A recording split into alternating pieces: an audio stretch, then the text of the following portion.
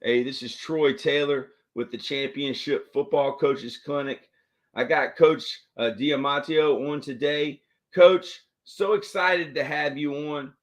I saw some of your tweets on Twitter. I didn't even know that you had written a book, but I Yep. was like, wow, I liked a lot of your tweets, and I was like, man, this guy, he's deep.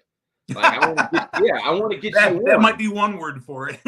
I want to, yeah, because I mean, you're talking about confessions of a high school coach, and that's something that I can relate to. Is confession. That's something I need to go to is confession. Okay, Coach. So introduce yourself to the clinic, Coach, and tell Well, us a my little name bit is about Mike yourself. Where DiMatteo, are and you I was from? a football coach for, I think, 35 years. I was a head coach for 15 of those years at four different schools. Um, my MO is taking over basically broken programs and trying to fix them.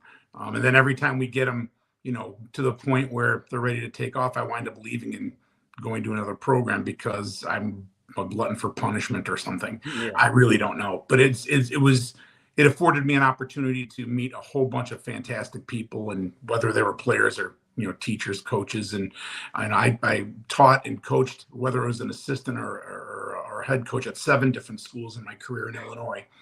And some people would ask me, well, why did you do that? And the answer is, I'm one of those people that enjoys change. I like it, and I'm not afraid of it. And they would say, well, you're giving up tenure. And my response to that always was, it didn't bother me. I'm betting on me. My strength outside of, the coaching world and the teaching. I always thought I was a really good teacher, and I took a lot of pride in teaching. It's one of the ways that we were able to turn Lake Zurich High School around. And I was always willing to bet on me, and in Illinois, you're not just a coach, you're a teacher. So I taught 5 classes while being a head football coach, and 3 of those were AP level classes. On top of being a head coach, and then being for a while an assistant wrestling coach, and then I was a head track coach for 5 years, and so basically coaching 2 or 3 sports for the entirety of that. But teaching was always at the center, and if you think about it, that's literally what coaching is. It's just another word for teaching, and if you're going to be a good teacher in the classroom, then you better know your stuff. And you're not going to know your stuff, the first few years, but you study. And I'm sitting in my library now. I have over 450 books on history and philosophy, etc. Well, it's the same thing with coaching, and we all do the same stuff. We have the philosophy of coaching and the various schemes and how to reach kids. And so when I post my tweets, I actually started doing it for fun, really, a couple months, 3 months ago, maybe. I don't know. I just thought it'd be fun for no other reason than to put things out there called the 5 things. 5 ways to make your running backs better, 5 ways to improve your quarterback play, 5 ways to improve your option game. I've been an option guy since 2001, and taught by Jeff Munkin, by the way. When he was an assistant, when he was an assistant at Georgia Southern. Yeah, and pretty good. There's an interesting story there too. But the point is, I thought, I'll just throw these out there, and maybe they'll help somebody.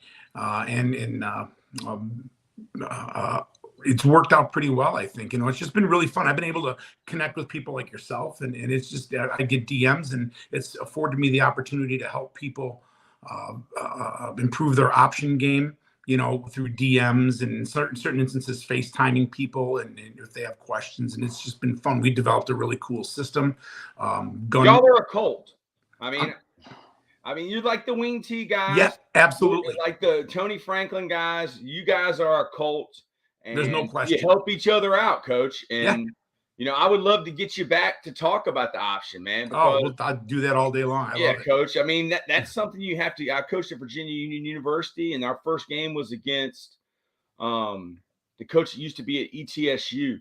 He was down in North Carolina, I think at Brevard, and they ran the triple. And all we did was study Virginia Tech and how they played Georgia Tech. I mean, we had to get rid of it. We had to get ready for it the whole year. Yeah, it's not easy to do. And if you do it right, and there's, we always thought, exactly. And we always thought that even though some teams were better than us physically, that what we did, we were good enough at it, and you know, because that's all we did. That our bet was what we did all year. You had 3 days to prepare for it. We're going to be better than you, and more often than not, that was the case. Now, what we did when I went to Hinsdale Central is we converted everything to the shotgun.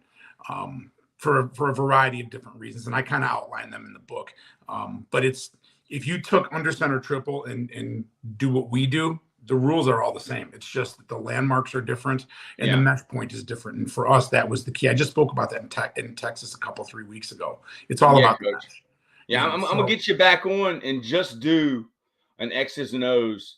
Yeah, for sure. I mean, I just hooked up, man. It's just, I've been so blessed, Coach. I mean, just a few things that you said. I mean, you're from Illinois, and you talk. Although I live in Tennessee now, so I'm a reformed Northerner. Okay, right on. So you're from Illinois, and the first thing that pops in my head is Chicago. And last night I rewatched. I don't even know if I've ever seen the whole movie, Man in the Moon, or Man on the Moon by Andy Kaufman. Yeah. And I'm a big fan of Belushi and a big fan of Chris Farley, who both trained out there in Chicago at the Improv. That's right. They had the same teacher, but I didn't know a lot about Andy Kaufman. But you know, from watching that movie and doing some more research, I mean, he's what's known in the Indian culture as a heyoka, and I only learned about that through Phil Jackson in the last. I don't know what that is. You don't? No. It's a backwards walker. It's a sacred clown. It's a person. Oh, really? They do the heyoka empath is someone who they can change. I mean, this is kind of people probably like, Troy, you're crazy, man, but who cares? Everybody thinks I'm crazy. But heyoka empaths, they actually can feel people's energy, and if they can change the whole energy of a room, like when Andy Kaufman, he just liked to mess people up. I mean, they were known as backwards walkers. Phil Jackson said he was one. Dennis Rodman was one. Andy Kaufman was one. But you said philosophy. I wanted to bring Andy Kaufman up to you, but the philosophy, you know, I teach philosophy. You know, there's the Eastern philosophies, and you were telling me about your book. Then there's the Western philosophy, Socrates, Plato, and Aristotle, and the allegory of the cave, and how leaving the cave and coming back was like, you know, the philosopher basically trying to explain, you know, it's the search for wisdom to people who don't understand it, and they're blind and they can't see the light. But then I studied like the history of football. What ran the option out of football? There's got to be somebody that stopped it. So I was wondering, like, well, who was the opposite to Socrates and Plato? And it was Nietzsche, right? The guy who, like, he didn't believe in God or anything. But I started studying him, and he's more like, there's nothing you can do. Fate, destiny is going to happen. But you're a deep guy. From what I'm telling you, I mean, is this normal for a football coach? I mean, like you told me, you like symphony. There's all this stuff. Is that normal for a football coach to think about these things? And what do you know about Andy Kaufman and what I'm talking about with the philosophers, Coach? Well, I don't know much about Andy Kaufman other than he was a really funny guy, but I'm really into, like, for example, I've been studying for the last year or so Stoicism quite a bit. And Stoicism sort of marries a bit with Christianity. There's a parallel history there, and I've read the Meditations by Marcus Aurelius and Epictetus, and you know, a lot of the Stoic philosophers. And I think if you're going to go down this road, I think that there is a philosophy to how you coach and how you run and how you develop an offense. I mean, it's on the athletic field, but it's still an approach, you know, and I think that approach guides what you choose to learn and how you choose to teach. There are certain people who really truly believe, I don't subscribe to this anymore, but I used to when I was young, that, you know, to get your point across in a football field, the philosophy is you have to be a hard ass and you have to scream and you have to holler. And over the course of time, I've discovered, and I kind of allude to this in my book a bit, that I found that the people that scream and holler the most are generally the guys that can't teach, and they cover up that inability to teach by the screaming and hollering. in making generalized statements. One of the stories I talk about in the book, and it's embarrassing all these years later, but it's one of the things that you learn, and you grow as a coach, and you mature as you go on. I told the kid I was in charge of, it was my first varsity position, I was in charge of returners. And this young man who was a really good athlete, but for whatever reason, he had a hard time tracking the ball and catching it. It kept going through his arms.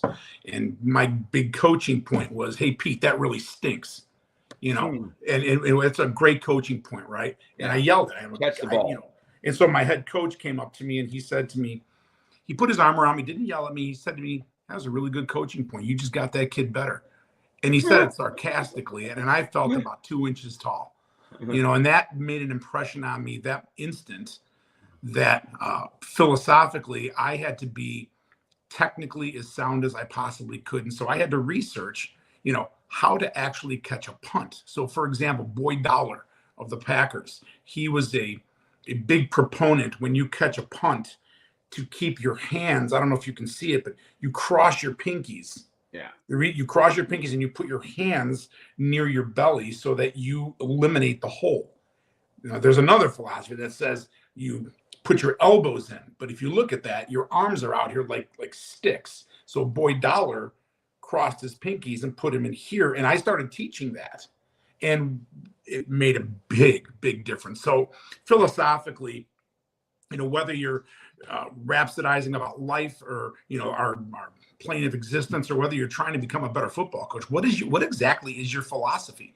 What are you trying to accomplish? Is your philosophy? My philosophy for our football programs was always this: we're not going to know how successful our football program is until 10 years down the line.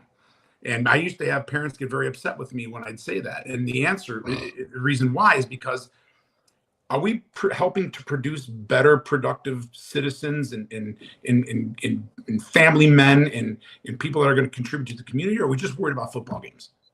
Are we going to? And so it's a little bit bigger philosophy, and maybe it's pie in the sky, but that was part of my philosophical reason for becoming a head coach, besides figuring out, do my ideas about this game actually work?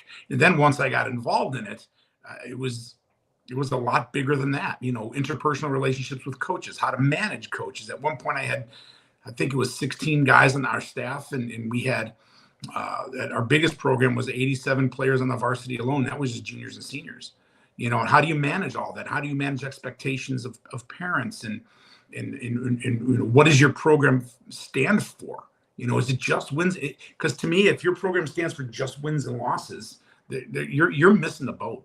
And I have not run across a lot of programs or coaches that base their success or failure on strictly wins and losses. At least, let me say something about that, Coach, because there was a coach. But I will tell you this: parents and community members and a lot of administrators do base it on it. And so you have to fight that battle. Sometimes the one guy that I know of, and I've met him twice, and he's probably the most intense football coach I've ever met, because he was so dialed in and locked in on what you were saying. There was nothing else important in the world, was Urban Meyer. And when Urban Meyer took the Jacksonville job, his whole thing was every man has a record. And his record was pretty good. And it was 90% wins on the college level. But that whole thing about every man has a record, like Brad Stevens, who went from Butler to the Celtics, talked about it on a podcast with Gino Ariema. When you go, and I'm a big fan of Brad Stevens, by the way. Huge fan. I mean, when Brad Stevens starts talking about going from Butler, where he never lost, to going to the NBA, where you lose half your games, like, you have to change. You have to realize that you're on an equal playing field with everyone, and you're not going to win them all. So Coach Urban Meyer, when he brought that philosophy, every man has a record, to Jacksonville, now he really does have a record, and it's one of the worst to ever coach in the NFL. Right. So, I mean, you're 100% right, Coach. And even this podcast, like, we'll talk X's and O's, but it's just our whole football philosophy. It took me 40 years to come up with this. This is our mission statement. This is what we're trying to do: change lives, help get kids to the next level, whatever that means. JV to varsity, varsity to college, varsity to Army, varsity to trade school, and then build champions for life. And we're trying to do that with this podcast. I mean, we've only been doing this type of coaches podcast for a month, and we've done 60 episodes. Coach, I had Jim McNally all day yesterday, the Jim McNally. I taught him how to do Twitter for an hour, Coach. It took me an hour to teach him how to change his profile pictures and his name from Jim McNally 8753724 to Coach McNally O-line. And I told him, I said, Coach, anybody can coach Anthony Munoz, but this is the best coaching job I've ever done. I mean, Coach, it's unbelievable. Jim McNally is going to be coming on this podcast. This is Totem Pole Nation is the name of this channel. We're the low man on the totem pole, Coach. I mean, it don't get no lower than us. That's all right. That's all right. You got to start someplace. Yeah. So what's on your heart from what I just said, Coach? Well, I think that what I'm taking from what you're saying is there's always a bigger picture. And I think sometimes we as coaches, we get so caught up in the wins and losses that we forget about that bigger picture, you know, and I think especially for high school coaches, yeah, we all want to win. I know, you know, I wanted to win to the point where, you know, I might, and it was one of the mistakes that I made in my career. And that's another reason I wrote this book. It almost became the program became obsessive for me, obsessive from the standpoint of I wanted it to be the best experience that it could be for every player, you know, for every parent, for the school. I've always believed that as the head football coach, no disrespect to any of the other sports, but you know, you're the temperature of the school and you represent the school bigger than any other sport does. And whether that's right or whether that's wrong, that was my approach. So, you know, as a result, you pour your mind and body and soul into the thing. And you know what? I discovered that you're not going to make everybody happy. There are going to be people that aren't going to like you. And there are going to be people, no matter how successful your program is or how much of your effort you put into it, there are people that are going to be negative. A really smart AD I had said one time, he said, every year you're going to pick up 5 critics, no matter who you are or what you are. And that's going to build every year. And so that was hard for me to understand. And you know, they always say that you got to develop this thick skin, and I never was able to develop that. So as a result, I dug deeper. But what does that mean to develop a thick? Well, you know, you got to be able to weather your critics, and I get that. But my problem was that despite our success that we had, you know, fixing some of these broken programs, I took criticism to heart. I never wanted a player to walk out of our program hating their experience, you know, but sorry, that's going to happen because some kid thinks he should be playing when he's not good enough to play. And, you know, you're going to get these accusations of favoritism and coach doesn't like me, you know, blah, blah, blah. And the long and short of it is I don't know one football coach on any level that is not going to play a person because they don't like them. That's ridiculous, you know, but you can't change those beliefs. And you know, at one school I was at, things got very, very toxic. And to the point where I detailed in the book. Administration or everybody? Largely parents and a non-helpful administration. And an administration that wasn't willing to say no, despite the fact that we had gone to a state championship, you know, and it wore on me. And one of the things I was not able to do, and I wrote the book partially for this reason, is I had a hard time separating some of that. You know, a lot of coaches will talk about all their successes and stuff, and that's awesome. And I tend to talk more about failures with other coaches because I want them to learn from my example, and not make some of the mistakes that I made, and hopefully help young coaches avoid some of those errors. And that's part of the reason I wrote the book. We had a lot of success, and I made a lot of mistakes.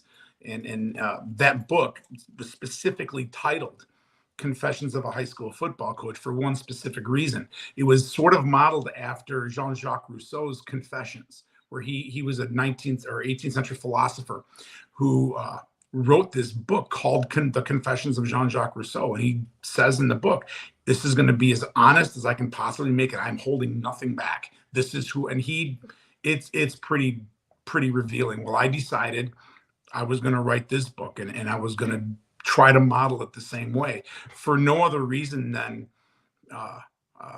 hoping to help others in their journey. And I've gotten a lot of positive response from it. Like, wow, this mirrors what I've gone through, or I'm really glad I read this because I was able to pick this. And ultimately, isn't that what we're trying to do anyway as coaches? We try to help each other. Yes, you sir. know, and so that was the point of writing that book. And that's why that title is specifically that title. Yeah. And there's a lot of young head coaches and old head coaches. I mean, I know a young guy who just took a job and he had a terrible experience. And I know a guy that just left a Division I job because he didn't like the person that he was becoming during the games and because of his record. He was a very Christian man, very good man, but he did not like the man that he saw in the mirror because he was so obsessed with his record. Well, that's one of the things. Coach Ball wants to know where he can find the book. Coach. You can find the book on Amazon. You can find it. You just order it. You can order it from Barnes and Noble. But if you just go to Amazon, you can type in the book and it'll come right up for you. Whether it's ebook, I mean, you can get the ebook at any place that sells ebooks. Yeah. But whether it's hardcover or whether it's paperback, you can get it on Amazon. So, what is the number one confession? What's the big one, Coach? Let's start off with the big one. What's the biggest confession? I think the biggest thing that I dealt with was trying to not become so obsessed with the game that I lost myself. And you wind up taking time away from your family, and you internalize everything that happens, whether it's a positive or a negative. And you, as coaches, we typically dwell on the negatives way more than we dwell on the positives. And I think that's a mistake. You know, one of the things that my wife always made a comment about, and she's been with me, we've been together in 34 years now. And, you know, she's kind of been on this journey with me. And she said, the one thing I've noticed is whether you guys win or lose on a Friday night, and even when I coached collegiately for a couple of years, whether you win or lose, you, especially with the wins, you don't get to enjoy them because you immediately have to start preparing for the next week. So it's, you know, you get 24 hours and you got to put it away. Well, when we would lose the game, you know, the first thing I did was I always looked at me, you know, and sometimes listen, we as coaches are conditioned that, you know, why did we lose the game? We tend not to blame players. We blame ourselves. But you know what? Sometimes it is players. And sometimes we shouldn't be blaming ourselves, but I always did. Yeah, and that's when leadership. You do that, that's leadership. It is, I guess. But when you do it over time long enough, it starts especially when you're trying to build programs. You know, I never stayed at a place that we rebuilt long enough to enjoy the fruits of the labor. I always moved on. So when you're constantly doing this and constantly re-examining and constantly shifting gears, and you internalize those heartbreaking losses, or it wears on you. And I was never able to put that away. I had one very successful head coach. We're very close friends, and he said to me, I've never met a guy who has had success and beats the hell out of himself like you. You got to ease up, and I could never do that. Yeah. And so the biggest mistake is, don't internalize that stuff. Put it away when it's done and move on to the next thing. Yeah, you know, and that was one of the reasons I ultimately, besides becoming, I had a very serious illness and became septic and almost bit the bullet.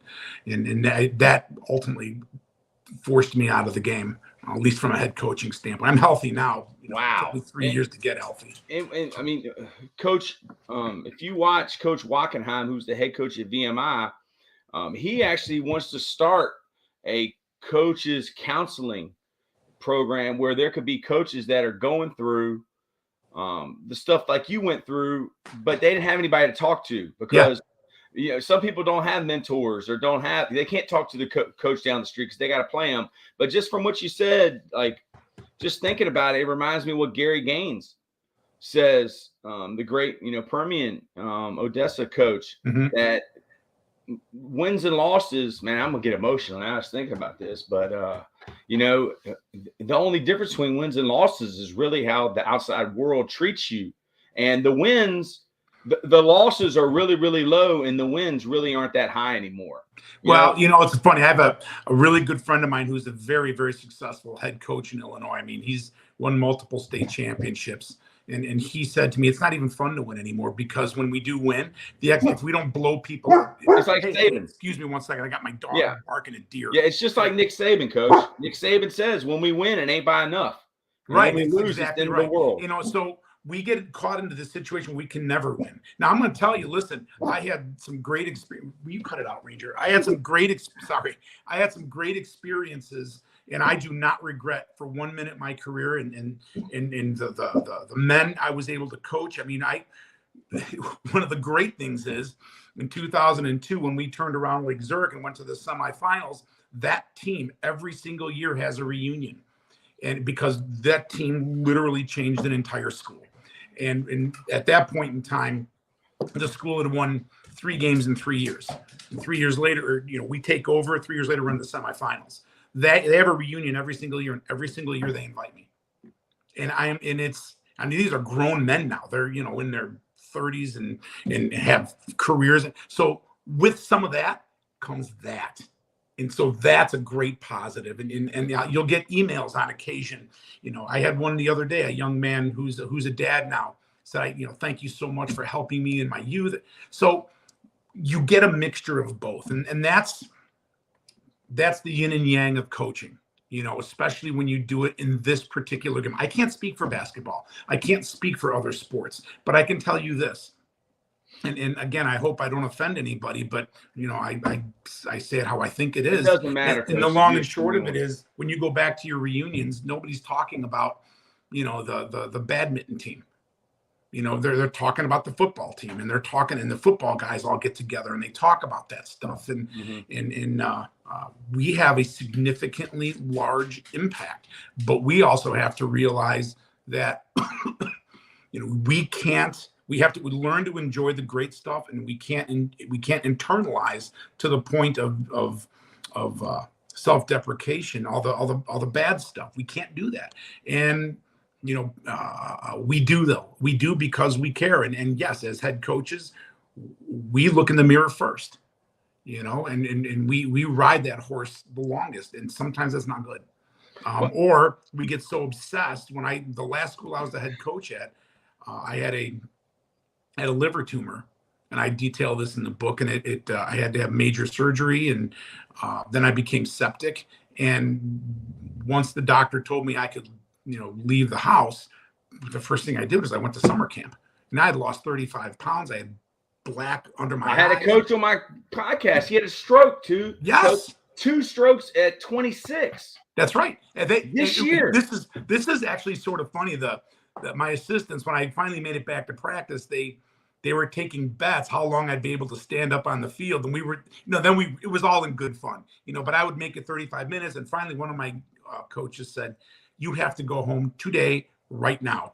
Then he made a joke, and he said, if you're going to die, do not die on a lower level practice field, at least be on the game field. So, it was all said in fun, but this is how we get. Yeah. I had to try to fix that football program, and I had to be there. And that was wrong. I was wrong. It makes me, Coach, I'm not going to say you're a theologian, but you are a philosopher. So, just talking about confessions, in order to confess, you must be willing to admit that you did something wrong. Absolutely. And people don't confess things that they did right. They confess things they did wrong. And just from listening to your number one thing, it's really, I know because I've done it, is you put football before your faith, and you put football in front of your family. And I'm guilty of it. I went to Divorce City because of it. And then, Coach, this is really deep. To confess must mean that you committed sin. And to commit sin, as I'm no theologian, I'm the worst of the worst, y'all. But it's a separation from God is sin. And when you sin, really what you're talking about to me means that football becomes your God. Well, I will tell you this. I'm a religious man. I'm a Christian. And there was a section in the book that I detailed where I lost everything, and I got mad, and I got mad at God, and we had it out, and I would go outside, Well, how walk did in you, my when you dog. say you lost everything, Coach, what does that mean? I lost everything. I lost my job. I lost my career. I never thought I'd be back teaching and coaching ever again. And some of it was, yeah, I look back on it now, and I was young, but I was also. How old were you, and what caused this to happen, Coach? It's a long story, but the short version is, I took a head coaching job 7 years into my coaching career, and I was not prepared for the pitfalls. I thought I was, and I was not. I was not. I just didn't know enough, and there's more to it than that. But I was also kind of set up politically, and I didn't know it. I wasn't smart enough to see Ete that. Brute. I learned that from Yep. my great friend for 20 years. He said, Troy, everybody wants to be the head coach. Well, everybody Everybody wants does. to be It's like, what is the old saying though? The old saying is, once you become that, now you're like the dog that caught the car. Now what? Yeah, everybody wants to be the head coach until they're the head Yep. coach. And so I was not smart Talk enough to about see that, Coach, because there's so many young coaches. I got to be the head coach. I got to be the head Well, coach. here's the thing, and it's one of the beefs that I have with the coaching business today. There are so many guys, and by the way, Mr. Tim, you are correct. Once I got myself back into the business, through the good fortune of meeting certain people. This is a great guy. Great guy, Coach. I met certain people, and I'm convinced that they were put in my path. I never forgot any of those experiences, and it made me a much better coach, but also made me a better teacher, and it made me a better dad. There's no question about it. And like I said, all of this is detailed in the book in great detail. But that particular situation, especially for young coaches, they need to understand. First of all, X and O, and this is a big quote of mine, X's and O's don't breathe. So you can draw everything that you want on paper, but if you don't know how to teach it and you're not experienced enough to know the technique as to how to get there, none of those X's and O's matter. And we get so caught up with, and I think it was one of the things that I put on Twitter, right? I think it was one of my lessons that I learned. So you need to be an expert. You need to be a technician. And if you're not a technician, then you're not going to be a good head coach. And the second thing, in my opinion, is as a head coach, you need to be able to at least competently coach every position on the field.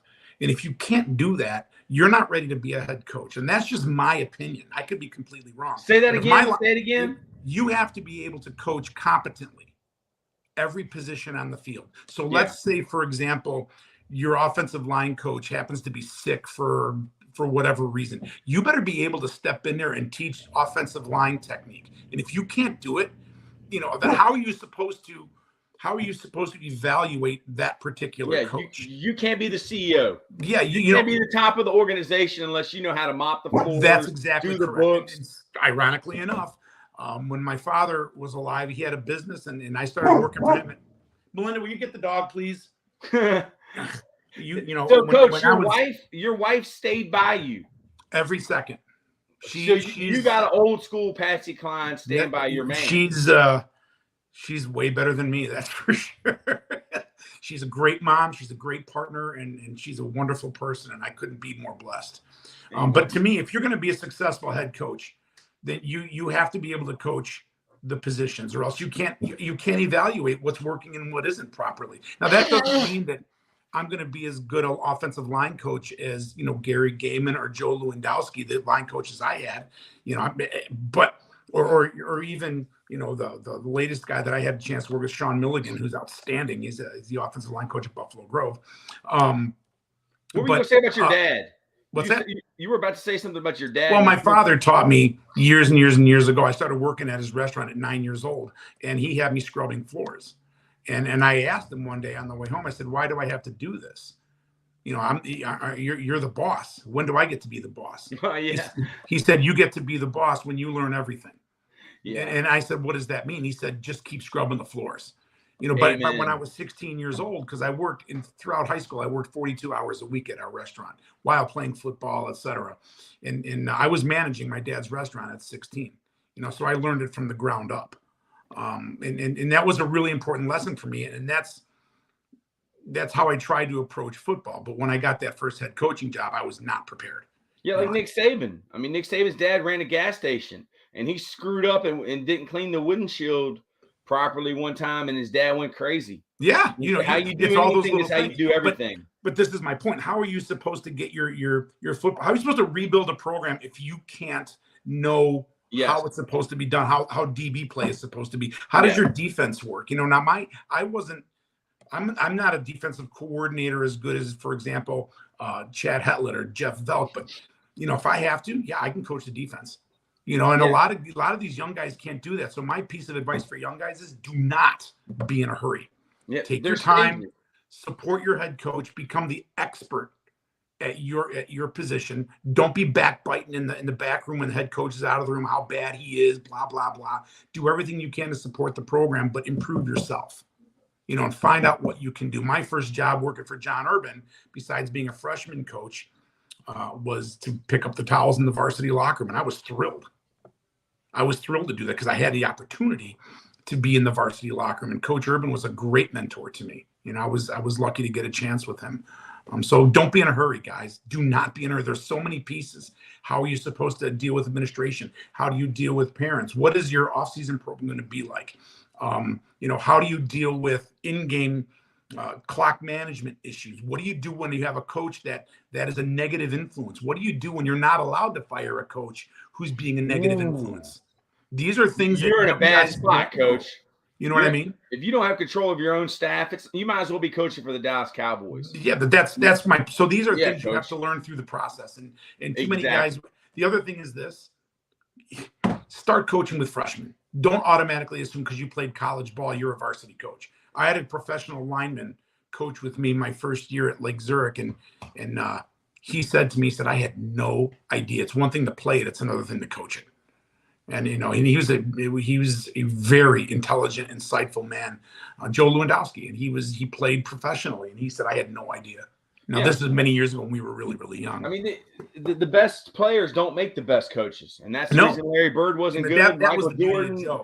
I mean, they don't have the patience. They don't know the little things. That was the beauty of Joe Lewandowski. He was so willing to learn, and he was as great of a player as he was. He became that great of a coach. Yeah, your thing that you said about your dad.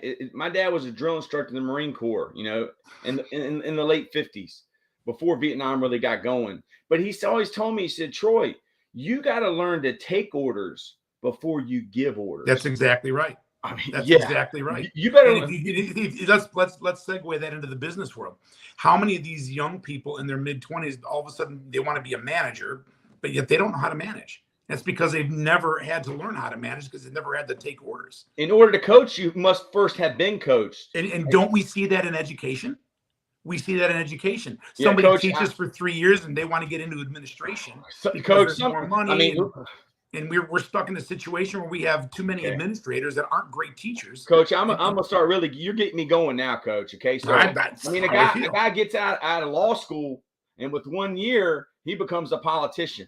And then he's a career politician. And then, admin, educational leadership. Coach, I got my admin degree because I realized I was like, holy crap, I got the best administration in the world at L.C. Byrd High School in Chesterfield, Virginia. Okay. But I realized from some other schools I was at that educational leadership is an oxymoron. You don't have to be smart and you don't have to be a leader. So, Coach, I got my degree, and within a month of getting my admin degree, I had an assistant principal job in Richmond City. So that just shows you I'm not smart. I'm the low man on the totem pole, but there wasn't much competition. Jim Tim, Coach, who is a strong Christian man.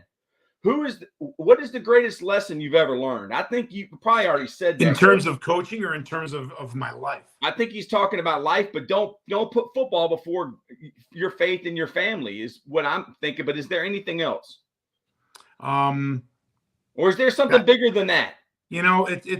That's a giant question, and that's something that you can write volumes on because I've learned a lot. But I think, if nothing else, to appreciate where you're at and to appreciate what you're doing, because oftentimes we don't. We look past to the next best thing.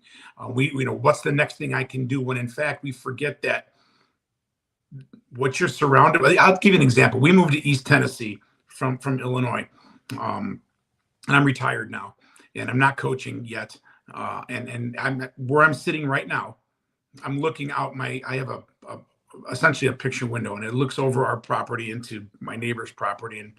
And in the course of my day, my writing, whatever, this is my window, and it's beautiful. And I've learned to take breaths and to just appreciate where I'm at, because I don't, I wasn't always that way. I was always pushing. I'm that guy. Once I accomplish something, okay, what's the next thing? Yeah, you're ambitious. I am. I've always been that way.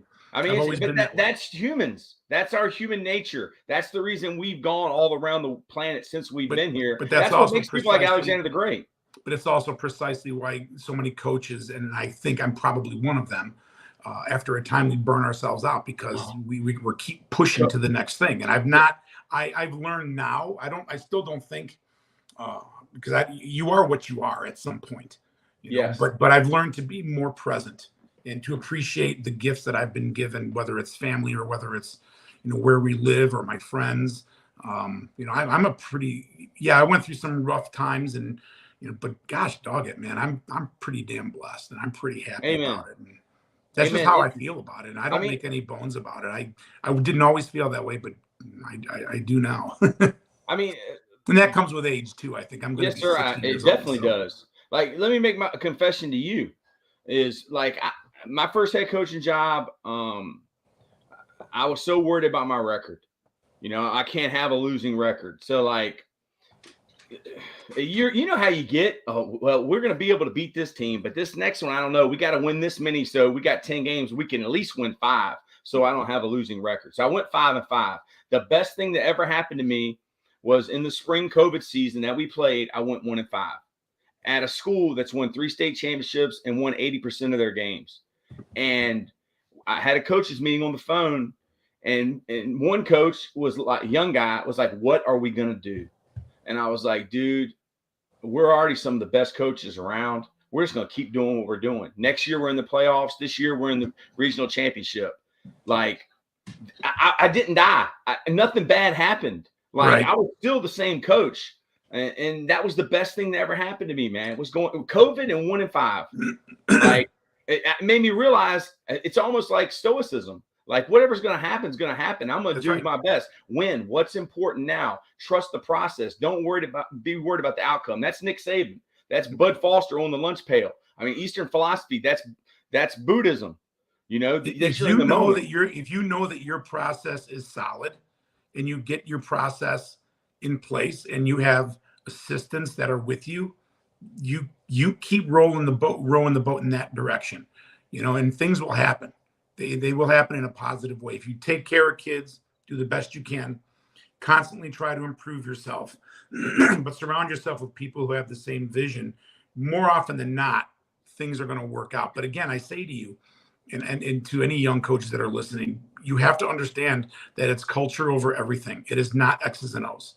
X's and O's, sometimes we get, it's my big bugaboo with offensive coaches. We got to add another play. We got to put another play. It's not the number of plays. It's what you can teach, and it's what you can teach that fits with your system that your kids can know inside and out. Yes. And sometimes people forget that. So it is a system. If you don't have an if this, then that mentality with what you're designing, whether it's defense or offense or even special teams, you're in trouble, because then your answer is going to be to add something else. And kids can't learn all that. They have a limited amount of time. So, have a limited menu, but drill the heck out of it. And I think it's the same thing with, how we approach breathing every day. You can't do everything. So enjoy what you have and enjoy what you've been given and get from point A to point B the best way you can, being as good a person as you can along the way. Yeah. And just talking to you, Coach, I mean, heck, I don't know if people realize we have never spoken before. No. I mean, I think some people think, well, Troy, you've known that guy a long time. No, me and Coach haven't known a long time. But I'm a coach from Richmond, Virginia, and you're a coach from Illinois. But I empathize with your story. I understand how you feel, Coach. And I understand your confessions, because they're also my confessions. And that's why your book is so powerful. So, like, we went through the big confession. What are some of the other confessions, Coach? In terms of what I would do again, or I don't Well, think I in the would change book, anything. what are some of the other confessions? You're not going to tell us everything, but like, what's the next big one? I think probably thinking that I was ready before I was. Mm. You know, thinking that I knew more than I did. Well, I remember when Coach Urban gave me an opportunity to coach as a freshman coach, and I had just got out of college. It was 1987, and he took a chance on me, and I was a big pain in the butt, to be quite honest with you. You know, and I thought I knew stuff, and I came to. Here's one of the stories in the book. Coach said to me, he said, "Listen, we're gonna go scout Taft." He said, "So I want you to come with, and you're gonna write." So for all of us old school coaches, you know, we had to, you know, we didn't have the luxury of huddle. You had to be on it with a pad of paper, and you had your, you know, your 5 little circles, and you had to fill in the formation. So you'd have one coach over your right shoulder saying down and distance, another coach saying the formation, and then maybe a third coach telling you what the running back did or what the play was. You had to draw it on the fly, so it had to be like this. Well, I'll never forget that first game we went to. And here I am thinking, you know, I knew the game, and I got these 3 guys, these 3 varsity coaches. All right, you know, it's 1st and 10 minus 30-yard lines on the left hash. It's pro right, and I didn't have first of all, I didn't know what minus 30 was. Coach, I had the same moment. Yeah, I never heard that terminology, minus 30. So then they're reaching over my shoulder, drawing the stuff in, and it was embarrassing. Yeah. So Coach. I went that fall, and I watched after our season ended, and I watched every college game I could, and I sat there with a pen and pencil, and I drew formations as fast as I possibly could. In real time. Yes. And you don't rewind it 5 times because you only got one time. See, but I didn't let myself rewind it because I knew, Coach. You know, in those days they were shouting in your ear. Yes. So I was not ready, and so that, you know, one of the things that I talk about. But that was when did you realize at that time you were not ready? After that moment I did. When I sat there with. So how old were you there to when you got the first head coaching job? That was so let's see, that was 1987. I got my first head coaching job in 1993, and it was for 1 year. So how many years coaching? 7. Okay, so I'm about the same. I mean, I started in 2000, became a head coach in the season of 2008. And the moment I realized I wasn't ready was when my goal was to be a head coach by the time I'm 25. Now that is stupid. Yeah, I was like, I'll be high school coach by 25. I'll be coaching college by 30. Yeah. You know, you what is it that's saying? I mean, I don't know who it is. I think it might be Jay-Z. I heard him say it. If you want to make God laugh, tell him your plans. Yeah, right. I mean, I heard Jay-Z, coach. I listened to Jay-Z and I listened to Kevin Hart talk. And I heard Jay-Z talk about emotional IQ. I didn't even know what emotional IQ was. He said, this is the only thing not taught in schools. He didn't understand why his dad was always gone because he was trying to find the guy that killed his brother because the cops ain't care. But so I did a study on emotional IQ. And I mean, coach, I realized I wasn't ready when I went for my first head coaching interview and everybody told me, oh, Troy, you're not going to have to worry about X's and O's. You know, they're going to talk about parents and fun. The first thing, coach, I'm in at Atlee High School. They didn't win a game. They weren't very good the year before. And John Trott's in there, who's the head of all high schools in Hanover County, a former high school head coach, very successful. He goes, this is a football-only interview. Get a marker and get on the board. Coach, I was like, well, listen, I knew the line, but I knew nothing else, Coach. One of the things that I had to learn when I went to my very first clinic is, you know, football has a language all of its own. Yeah. And it's literally a foreign language. And, you know, when you're going to these clinics and you hear guys talking about, you know, 3 techniques and spiking and all this. Quarter, half. Yeah, you know, I didn't have a clue what any of that stuff was. So that was another little moment of awakening. But for me, what it did was it made me bite down harder on the whole thing. You know, and so then you start to submerge yourself even more into this thing, especially when you have these goals. And when I ultimately became a head coach at Leiden High School, I was still not prepared. You know, I was a collection of play guys, you know, and I didn't have a system, but I thought, you know, well, we'll just keep adding plays. And I didn't know defense well enough, and I wasn't a technician, and I thought I was, but I wasn't. I just wasn't.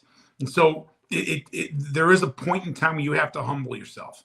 And for me, unfortunately, I got humbled. I got humbled the wrong way, but it was very humbling and very, very good for me when that was all taken away from me. And I wound up having to go door to door selling perfume to make ends meet. What, Avon, Mary Kay, what? It was actually knockoff perfumes, but how listen, much, Coach? you do what you have to do. So here I was having a master's degree and I'm selling perfume door to door because I lost my job. And yeah, you got to have a little bit of humble pie. It reminds me of Coach Lou Holtz, Coach, when they got fired at William and Mary. He said he had to sell tombstone plots. He said he sold their TV, he sold their radio, he sold their car, but he never sold a tombstone plot. Yeah, it just you do what you got to do, man. Yeah. I mean, Lou's a better coach. Lou's a stoic. I mean, some of these great coaches are stoics, and like you said, the old coaches, the guys that have done it a long time, Bill Belichick, Nick Saban, Bill Parcells. There's high school coaches all around. Like, I do not think that they are so caught up on their record. Like in COVID, they asked Bill Belichick, "Oh, what is the game like?" It's like practice.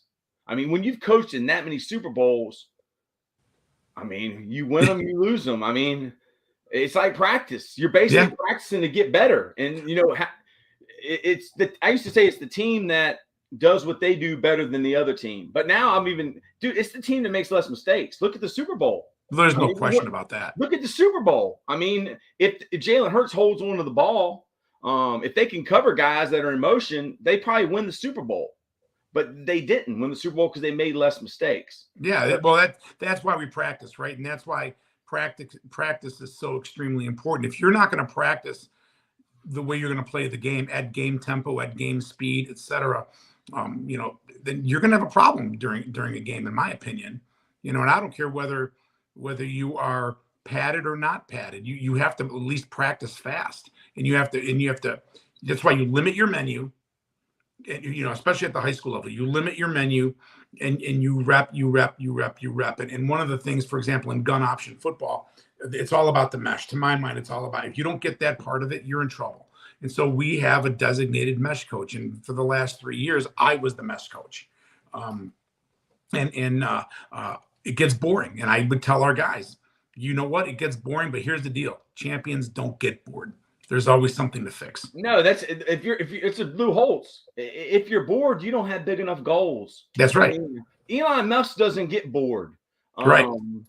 I mean, Steve Jobs didn't get bored. He went and invented the next thing. Nick Saban doesn't get bored. He eats. But you have to be willing to spend that time to be as perfect as possible. And that's the other thing that I always talked about with our guys. Practice doesn't make perfect. That's a fallacy. Practice makes permanent. And if you're doing something wrong, you're going to be doing it permanently wrong. So the only way to get it right is through perfect practice. And there's no such thing. That's why you can't get bored. Yeah. So these are the things that we talk about, and that translates into other aspects of your life.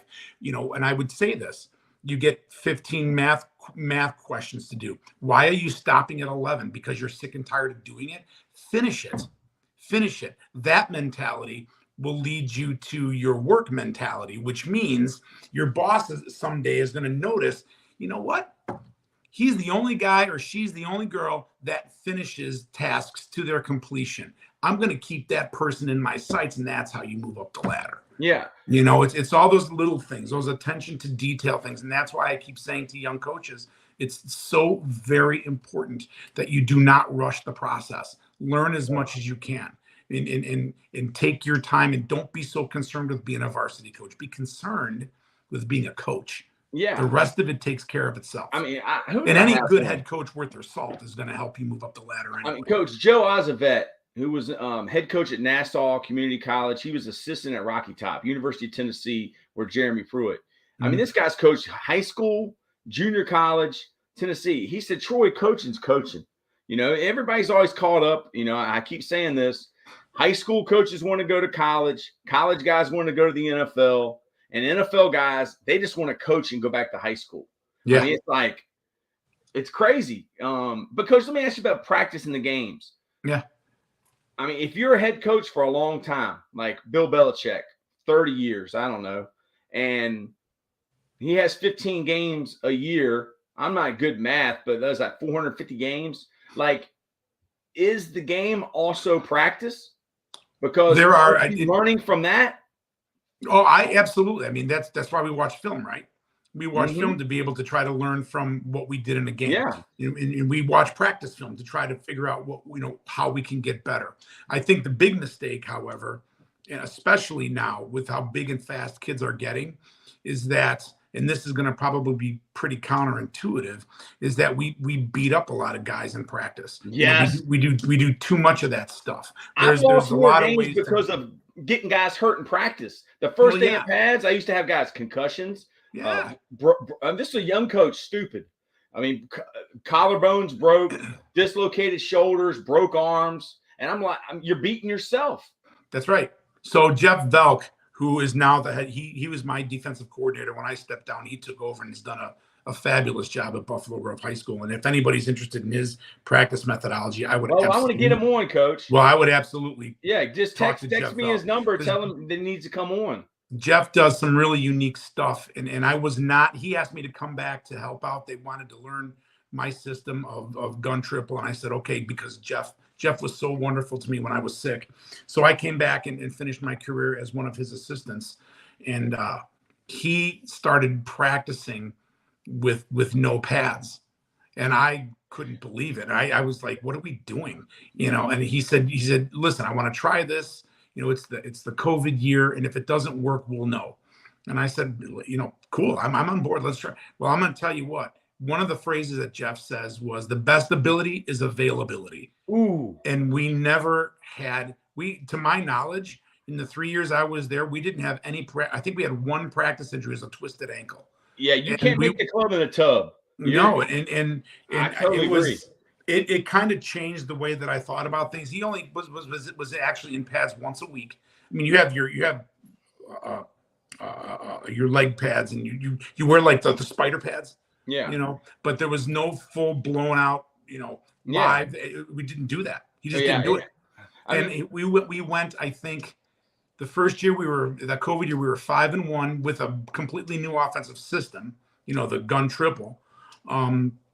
Then the next year we were 9-2, and in terms of aggressiveness, all those kinds of things that, we think we can, make guys tougher. Well, I'm here to tell you, and this is coming from an old school guy.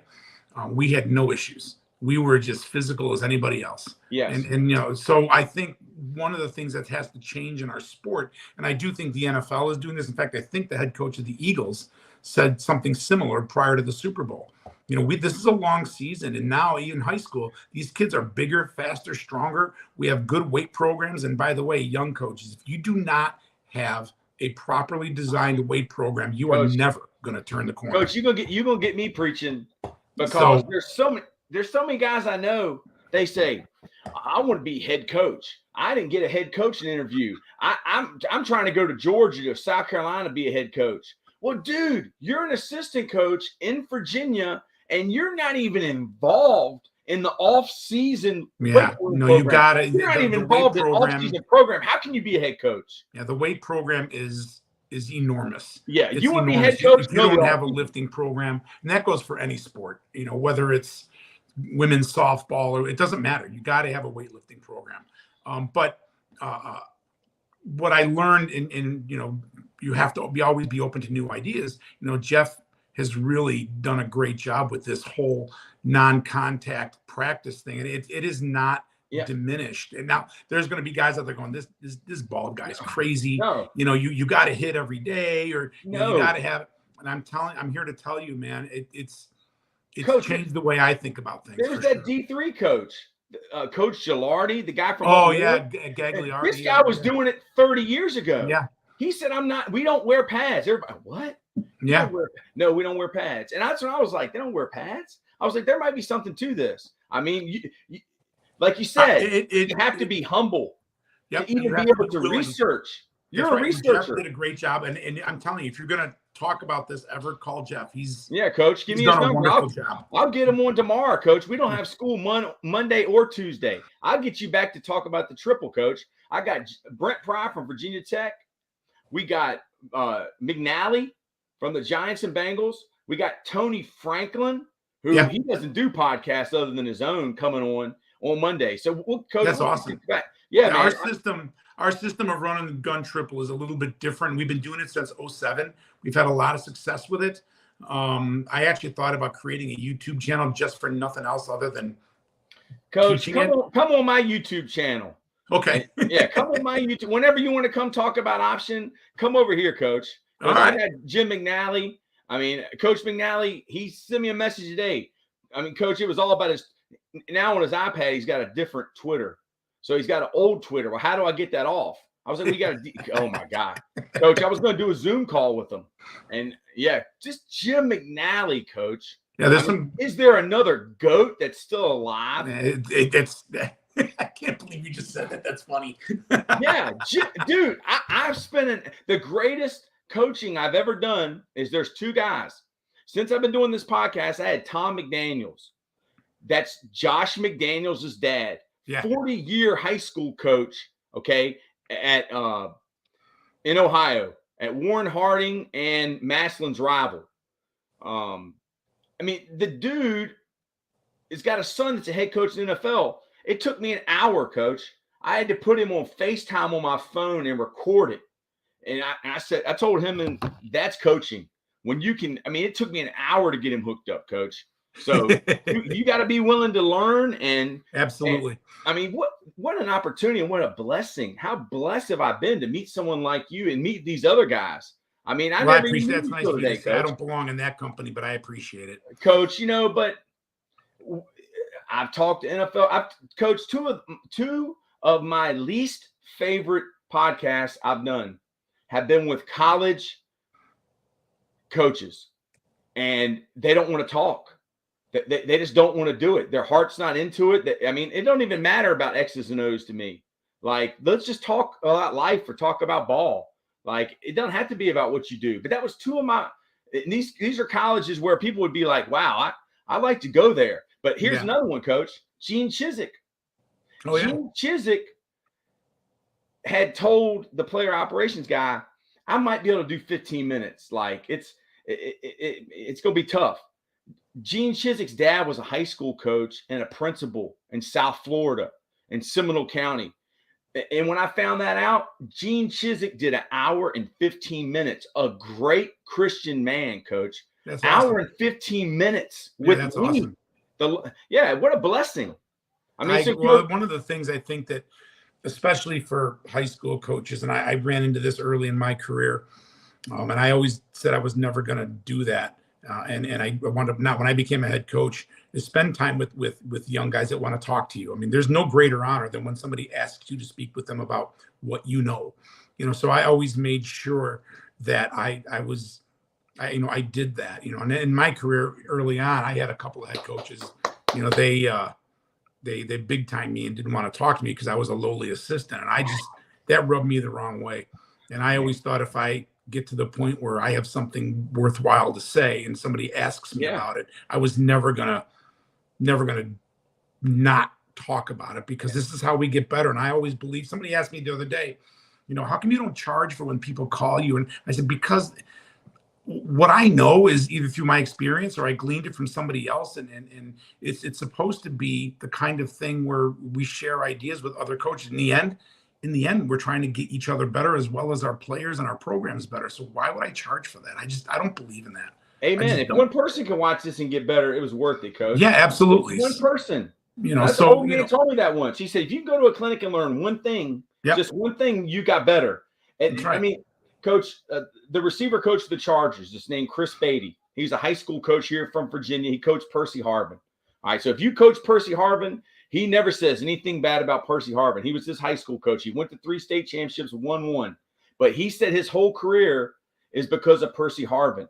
But when he went to Northern Illinois after he was offensive coordinator at Hampton, there was a defensive GA that all he wanted to do was to watch film with the offensive coaches. And none of the offensive coaches would even mess with this dude. The dude was Brandon Staley. That's head coach of the Chargers. Yeah. And when he got the job with the Chargers, this guy went from John Carroll to JMU in Virginia, back to John Carroll, to John Carroll to outside linebacker coach of the Bears to defensive coordinator for the Rams, then head coach of the Chargers. The guy that spent time with them and was a football freak, a football nerd, a football junkie was the guy that he hired to be his receiver coach. So that's a great lesson in it for the young coaches. Hey, listen, I'll tell you this. When I went to Navy in 2004, Jeff Monken was an assistant there. He invited me to come and help coach in their summer camp. So I did. I was watching film. It was about 8 o'clock at night, 7:45. Everybody had gone out, a lot of the coaches. And I was like, well, I'm not going to, because I don't know when I'm ever going to come back, or I'm watching film. We had access to the entire library. Coach. And I'm sitting there watching film in this film room by myself, and a guy walks past the door. It's one of my favorite stories. And and you know how somebody catches your eye. So I look up, and the guy backs up a little bit. He sticks his head in the door. It was Paul Johnson. He goes, "What are you doing?" And I said, "I'm watching film." He said, "What are you watching?" And I said, "I'm watching your passing game because I want to get some ideas." Then he says this to me. Now, this is, in the option world, Paul Johnson is, so he goes, Coach, he pretty, I don't want to say this, but he walks on water. Yeah, right. he said to me, he said, "Well, do you mind if I come and watch them with you?" And I about fell out the chair, Coach, come on in here, Coach. Here, you take the clicker, Coach. So Coach Johnson and I sat there for 45 minutes. I'll never forget it. And he was the nicest guy and called me by my first name. We had exchanged a couple emails after that. A guy of that stature and the quote unquote option community being willing to spend time, and that made another impression on me. So I always thought, if somebody asks me for my time, and if I can certainly do it, absolutely, I'm gonna. Amen, Coach. So that was pretty cool. And Coach, Jeff Monken, when he was an assistant, when I learned all of this in 2001, Jeff and I have a history that goes back when he was a high school coach for a year. He was at Morton High School for a year. It was actually a combined school, but Morton High School. Coach, we crossed paths. We crossed paths, and I wanted to learn Georgia Southern's office, but I didn't know who to talk to. And so we had a mutual friend who said, "Hey, Jeff is over at Georgia Southern." I went, "You got to be kidding me!" And this is all detailed in the book. And the short version is, Jeff and I reconnected. He came up to our high school at the time, Lake Zurich, and we spent 14 hours over 2 days. And he taught myself and 3 of my staff members. And I've been more than willing to teach our system to anybody that would, get us out there. I'm willing to do that, because that's what Jeff did for me. Eric Russell, Coach, wasn't he? He was the godfather, right? At Georgia Southern. Was it Eric Russell? In fact, if you're an old school option fan, Eric Russell has a book. Jeff sent it to me, inscribed as a gift, but it's literally just called Irk. Man.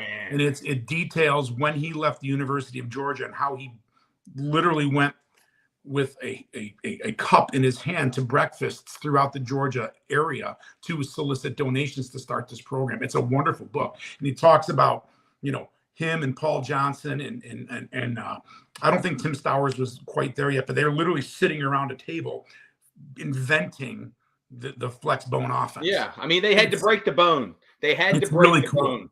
It's a great story. There's a really cool history to Coach, it.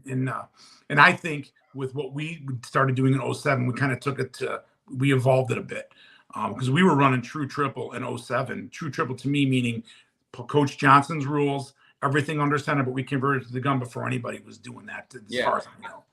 So, I mean, that was about 15 minutes ago. I was thinking about Coach Paul Johnson before you even brought his name up, because think of taking over for Paul Johnson is college football Hall of Famer, and you becoming the head coach and saying that this program is back 20 years and you have to bring it forward. Like, dude, there's a reason he ran that offense. There's a reason they run that offense at schools that they can't get the same caliber of athlete. All right, and it works. The reason they invented that really upset me when I heard that. And now the coach is gone. And I don't want to say nothing bad about no coaches, but that's disrespectful to me, man. Like, I'll tell you what I didn't like when what they did at Georgia Tech was wrong. That the new guy that, in my opinion, that took over, I didn't like that little thing that they did was it their first pregame where they lined up in the flex one, then they went to the shotgun and everybody was cheering. I thought that was now I don't know nobody knows what he meant by that. Maybe he meant it as a tribute. I don't know, but I kind of thought that was a cheap shot. And I didn't like that. But let me tell you, Coach Johnson has been nothing but kind and nice and willing to answer Coach, emails. I He bet was you he'd great to come me. on. I bet you if you asked him, he would come on here with me and you. He probably would. He was a wonderful guy, just a very focused guy, but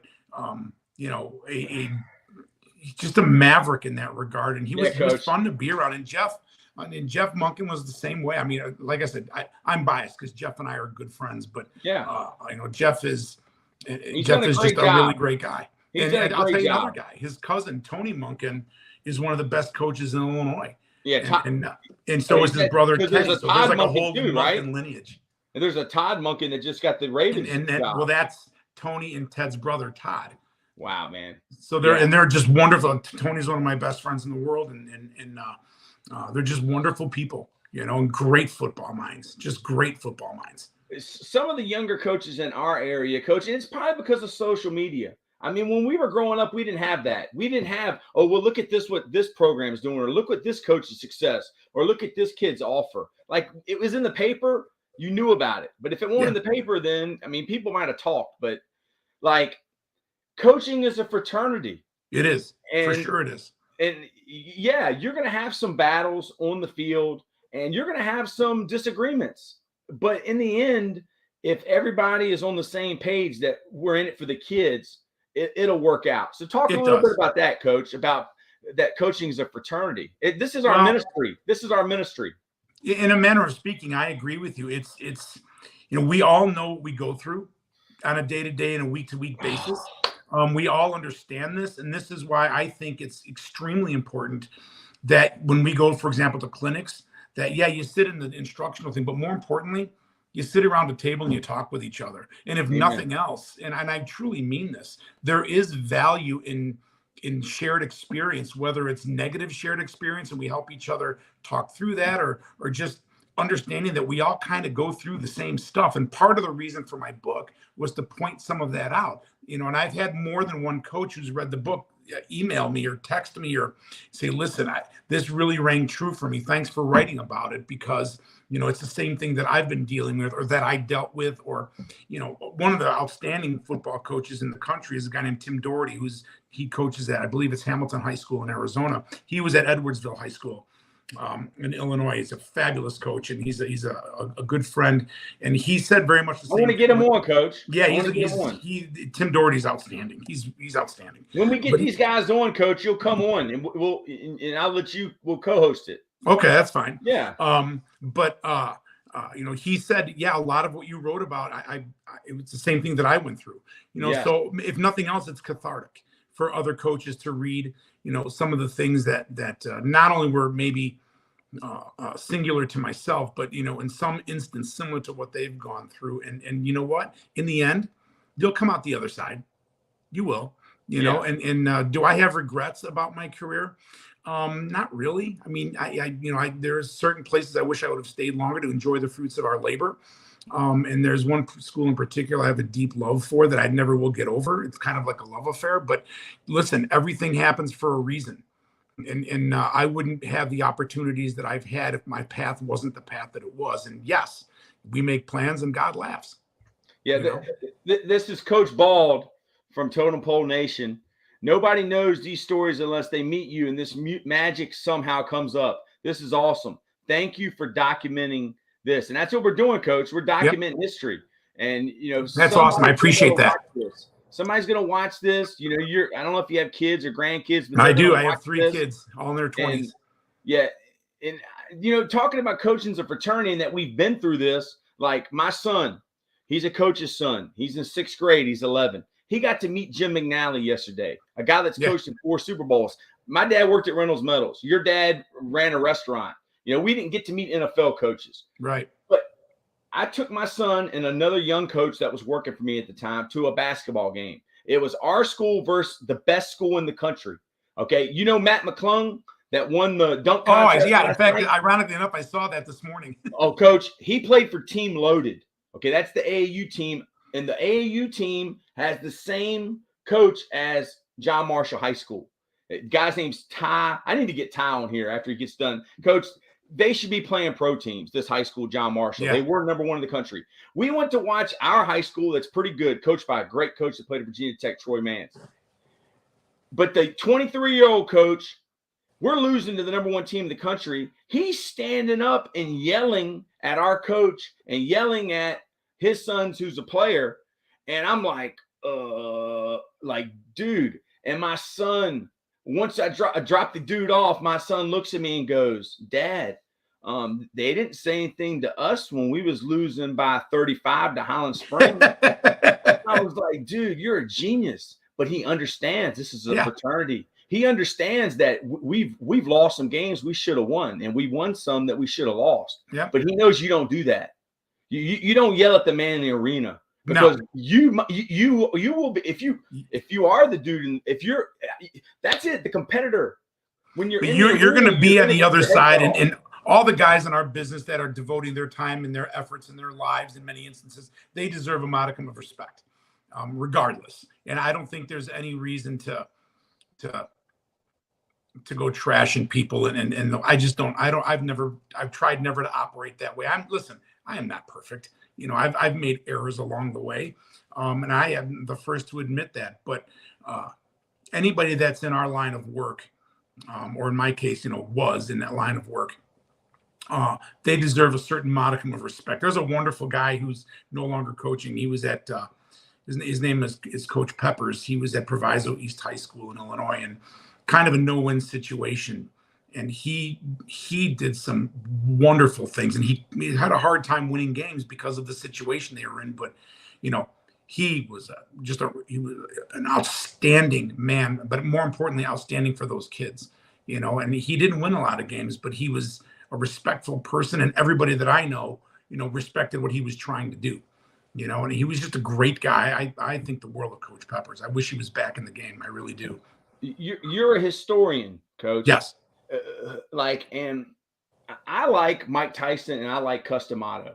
Mm-hmm. And I don't know if you know the story. Yeah. So the story about how Mike Tyson was locked up and he's beating up the dude, and finally the guy was like, my wife said I can't fight you no more. I'm gonna take you to this other guy. And he takes him to Customato. And Mike Tyson says that Customato summoned him to him. Like it was divine intervention. Right. Like Customato had been blackballed out of professional boxing, because he wouldn't cheat. He wouldn't lose on purpose. Like Floyd Patterson was his guy. Muhammad Ali was his guy. But Customato taught him history. He taught him the history of boxing. And Mike Tyson says, the Sugar Ray Leonard, I love, man. I cry when I watch it. He goes, I love you. You don't understand. You're beautiful to me. Like you made me want to be a boxer. And Mike Tyson says this, I feel the same way. He said, I love boxers. I love coaches, Coach. I love coaches. I love players. I love the game. And I feel the same way as Mike Tyson. He said he studied the greats. He said, I studied Achilles.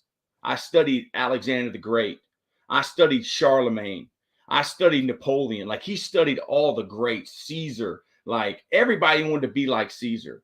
Who would have been the greatest head football coach in ancient history? Oh, I want to know the truth. From a planning standpoint, I think it might have been Napoleon. He did a lot with, in certain instances, little. Napoleon said something that has resonated with me for a long, long time. He said, take the time to deliberate, but when the time for action has arrived, stop thinking and go in. And one of the things that we as football coaches do sometimes is we overthink. Say it again, Coach, because I got to hear it again. Napoleon said, take the time to deliberate, but when the time for action has arrived, stop thinking and go in. And one of the Achilles heels of football coaches is that we think too damn much.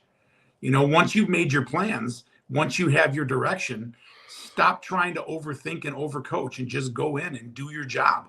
And sometimes we forget that. And that's how we wind up piling more things onto kids, and they become paralyzed because there's too much for them. So we need to make sure that our plans are simple. Our plans are precise.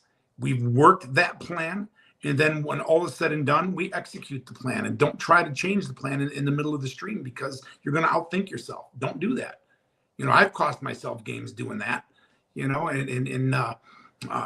I think that's a problem sometimes with us. And I think knowing what I know about Napoleon, I happen to be an aficionado of Napoleon, as it were. So what made Napoleon Napoleon? Planning. Short. What about his family? What is his background? Well, he came from, I mean, if we were going to talk about that, he came from a minor government official family in Corsica. There are historians that believe that he actually benefited from the French Revolution because the officer corps was essentially wiped out, and he was able to advance through the officer corps pretty quickly. He became a general in his 20s, but he was an artillery guy, and he was a master at artillery, and he understood it. So there's that answer again, right? You got to become a technician. You got to know exactly what you're doing. He was so good at deploying artillery when he became ultimately, first consul, and then eventually he became emperor. But at the core of who he was is he was a general, and he understood the role of artillery before anybody else really did. And he was that good at it. And he was able to take the win. What's that? He was an expert at what it took to win. Well, yeah, because he studied. He had an unbelievable work ethic. I mean, he knew. But what was the problem? problem? To shoot the guns. What was the problem with Napoleon? What did it ultimately cost him? It ultimately cost him the one and only relationship that he cared for more than anything else, and that was his first wife, Josephine. His last 3 words on his deathbed were France, the army, and Josephine. Well, she left him. He was never home. He was never around. Now there are other reasons for it too, and it's a little bit simplistic. But the point is, ultimately he became so all-consumed with everything. And again, I'm not trying to take the Napoleonic era and simplify it on a football podcast. Well, you have to, Coach. There's a lot more because I'm not very sharp. You got to simplify it as possible. There's a lot of other things. Coach, I don't even know what deliberate means. Does it mean to discuss, to talk? I mean, what's that? I don't even know what deliberate means, Coach. But yeah, it means to discuss. To figure out what you want to do. Yeah, so take the time to make your plans. And ultimately, when you make your plans are your plans. So stop thinking about it and execute. And that's what he was able to do so well. He outplanned everybody, and everything was planned to the minute. I mean, think about the best football coaches. What do? They plan everything. They make it simple. But they plan it out. There's nothing. We try to leave nothing to chance. Yes, and that's what the best football coaches do. And now, will you be flawless? The answer to that is no. There's no such thing as being flawless. But you try to plan for every eventuality. And that's what a good general does. So I've got the chance to meet 2 people within the last month. One of them is Corey Heatherman, the linebacker coach at Rutgers. Coach Belichick goes there, because that's where his son went and long snapped for a year. And he's good friends with Coach Schiano. And then I got to meet Tom McDaniels, who's Josh's dad. And both guys told me, well, I asked Corey, I said, well, tell me about Coach Belichick. Tell me 3 things. Because that's Schiano's thing. Is like, if any more than 3 things, you can't remember it. Like me, I can't remember anything over 3. Like he said, he don't play around. He listens to everybody. And then he tells it like it is. And then, like Tom McDaniel said, that Josh said that Bill Belichick is probably the greatest listener he's ever been around. So who are the great listeners in history that you've studied? That's a good question, because one never really understands what goes on in a private room, right?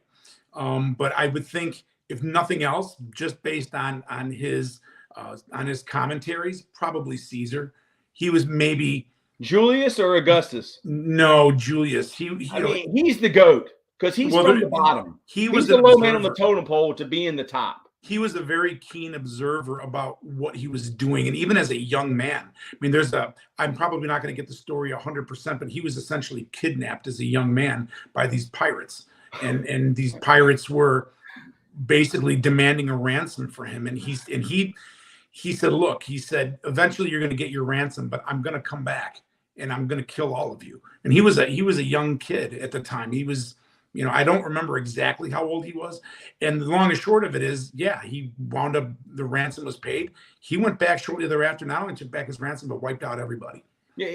I mean, he was a very keen observer of the human experience. And what made him And part of Say the that reason why again, Coach. He was a very keen observer of the human experience. correct. One of Wow. the things that made him who he was and why he became so popular with the Roman people themselves is because he understood the common man. And it was Ooh. something that the Senate had gotten away from. Now, ultimately, did Caesar become something of an egomaniac? Well, anytime you become a person like Caesar, you sort of can't help it. But Caesar always had his pulse on the common man. And it's not something that the Senate really appreciated or liked. And they knew that he was going to be a threat. So ultimately, when in those days, the Roman army, these generals were allowed to do what they were going to do on their own. So, for example, you could build up your own army. You always represented Rome, but you were in charge of your own army. It was not subject to the Senate. You ran it yourself. And this is why you had the third triumvirate. You had Caesar, Pompey, and Crassus. Yeah. But that also meant the money man, the general, and the people's man, right? But that, well, kind of. But the point is, they worked together, but at times they would become at odds. And ultimately, through a whole series of events, Caesar winds up being the last man standing. But he crosses the Rubicon, which nobody ever thought he would do. He winds up taking over Rome, but he does a few things. He expands Roman citizenship to everybody throughout the empire. What does that mean? He's inclusive. He made him a part of the team. He made him a part of the team. And people that were not part of the empire, just as in the same time period, whether it was the Mauryan Empire in India or was the Han Empire in China, the Persian Empire, if you weren't part of it, then you were considered a barbarian. So Caesar says, look, let's settle all these conflicts. Let's bring everybody into the fold. What does a good football coach do? You try to bring everybody into the fold. And what does a good football coach do for a school? You try to get everybody to support each other in that school, whether it's the football guys going to the basketball teams games or vice versa, or supporting the women's events. You want to make it a school community, and it revolves, I hope I don't offend anybody, but it revolves around football. Football is the straw that stirs the drink in most schools. So what's the second thing Caesar did? The second thing he did is he made sure that everybody not only was included, but everybody had an opportunity to vote. The third thing that he did was he made sure that he was able to essentially raise everybody's money. How do you get the masses to follow you? You give them something. And what he did was he gave them that opportunity to get more money. He did a lot of things, and he tried to force the Senate to be accountable. Now, in the course of that, of course, he does become something of a problem for the Senate. But in the end, when Caesar dies, what does he do? When he's ultimately killed, what does he do? He leaves the bulk of his estate. And nobody knew this until his will was read. He left it to the people. So everybody got essentially, if my number's correct, it may not be, but essentially $300 a person. Yeah. And so he was an interesting cat, and he understood people. Wow. And I think that if you're going to be a good head football coach, you can't just get locked into the X's and O's or cut yourself up. You have to be a person of the people, and you have to be accessible. And you have to have the ability to go shake people's hands and say, hello, how are you? And because listen, it's just as much PR as anything else. Then are those the only ways to do it? No. But to my mind, it's one of the key ingredients, especially for a high school coach when you represent a community. I think that's important, to be visible in the community, and when somebody asks you to come to an event, you do the best you can to go if you can, represent the community positively. And that's a lot of pressure. It can be a lot of pressure, but nobody's perfect. I get that, but when people think of ex high school, they think of the football coach typically that's associated with that high school. Well, that's a pretty burdensome responsibility, but it's something I think that the best ones embrace. Yeah. I just learned about Maya Angelou, Coach, last year. I knew she was a poet, but I didn't know any of her work. But there was a poem I heard that, I am a human being, therefore nothing human is alien to me. So like, if anything bad a human does, you're also capable of doing it. And also, if there's something great, like she says in the poem, Martin Luther King, Malcolm X, Mahatma Gandhi, Mother Teresa, if these people were able to do something great, so are you. And that poem, I teach that to my kids in the class, the classes I teach. But I mean, it's a good lesson for us all, that like Mother Teresa, I mean, when she received the Presidential Medal of Honor from Ronald Reagan, she said, I am the most undeserving. What? Like, what? A saint? This is on YouTube. But Yeah. a woman who basically had nothing and gave everything to the poor said she was the most undeserving. That's humility, isn't it? It is. And one of the things that I think that we need to understand, and I think football can be a conduit for this. Nobody really cares. And I said this in a speech that I gave last year. Nobody really cares who or what anybody looks like or stands for necessarily, but specifically, unfortunately, in this charged environment that has been created over the last few years, nobody really cares in a huddle what somebody looks like. What they care The about locker room, is yeah. we care about each other. Amen.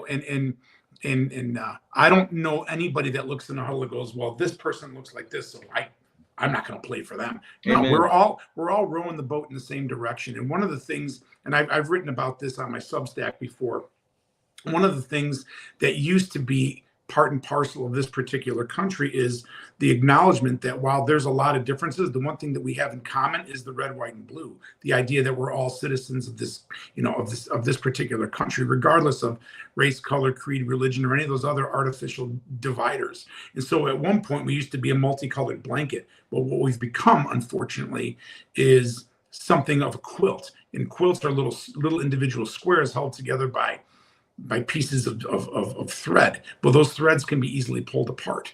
And when those threads are pulled apart, now we become separate little squares. That's not how it used to be. And what we need to understand, and one of the things that football is a representation of, is what we used to represent ourselves as. In that huddle, nobody cares what you are. We just care about each other because in the end, it's just us. And that team represents just us. When you watch games, you're not pointing out the fact that somebody is some race, color, creed, or religion. What you're saying is, wow, that team is a great team and made up of whomever. And it's one of the things that the truly great leaders understand. And unfortunately, our society is being dragged in different directions and pulling that quilt apart. And that's not such a good thing, in my opinion. But football can help solve some of that. Yeah. Because in the end, people realize that, in that huddle, it's just us, man. Yeah. It's just us. And that's a good thing.